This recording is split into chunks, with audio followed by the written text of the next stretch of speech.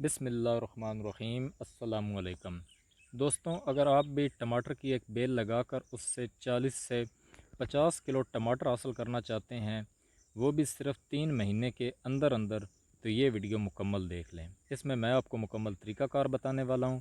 سب سے پہلے ہم ٹماٹر کی ایک کٹنگ لیں گے، ایک شاخ کاٹ لیں گے، جس سے ہم ایک نئی بیل تیار کریں گے ٹماٹر کی۔ اس کے لیے ہمیں چاہیے ایک بڑا سا ٹب، بالٹی ہو جائے یا پھر بڑے سائز کا ایک گملہ، جس میں کم از کم 10 کلو سے اوپر مٹی آ جائے۔ تو یہ آپ کے سامنے میں نے ایک گملہ لیا ہے، پلاسٹک کا ہے، تو اس کو میں اچھی طرح سے فل کرتا ہوں مٹی کے ساتھ۔ درمیان میں مٹی کی تہہ کے درمیان آپ نے سوکھا گوبر ڈالنا ہے، گیلا ہرگز نہیں ڈالنا، اس سے کیڑے بن جاتے ہیں جو جڑوں کو نقصان پہنچاتے ہیں۔ مٹی کو اچھی طرح فل کرنے کے بعد ہم اس میں 2 سوراخ کریں گے اور اس میں 2 کٹنگ لگائیں گے اپنی، جو ہم نے کاٹی ہیں بیل کے ساتھ سے۔ کٹنگ لگانے کے بعد آپ نے سائڈ سے مٹی کو اچھی طرح پریس کر لینا ہے تاکہ مضبوطی کے ساتھ یہ اس گملے میں آ جائیں، اور اس کے بعد آپ نے اس کو پانی سے بھر دینا ہے۔ جی دوستوں، تو تقریباً 15 سے 20 دن گزر چکے ہیں۔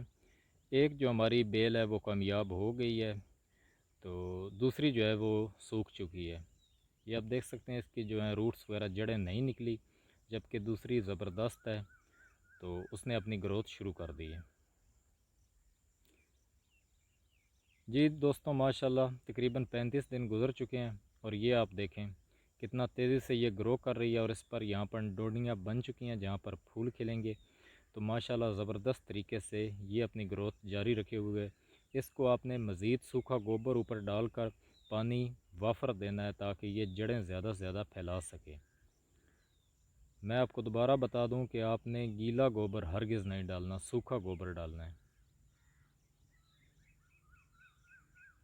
یہ دوستوں تقریباً 40 دن ہو چکے ہیں، پھول ہمارے کھل چکے ہیں اس بیل پر، بہت تیزی سے یہ اپنا رزلٹ دکھا رہی ہے۔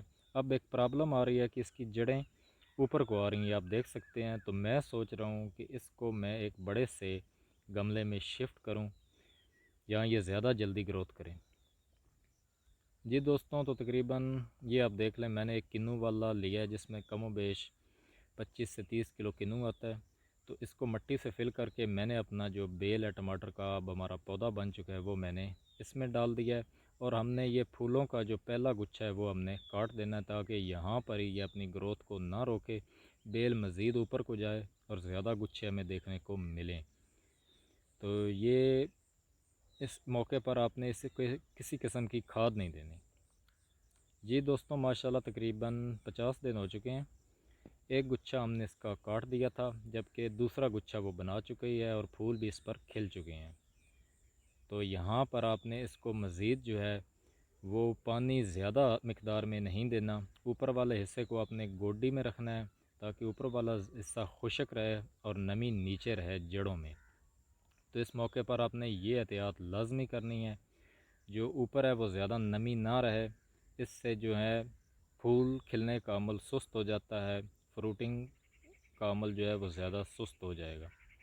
تو آپ نے اس طرح اس کو گوڈی کیے رکھنا ہے، اوپر والا حصہ خشک اور نیچے نمی رہے جڑوں میں۔ ملتے ہیں اگلی ویڈیو میں۔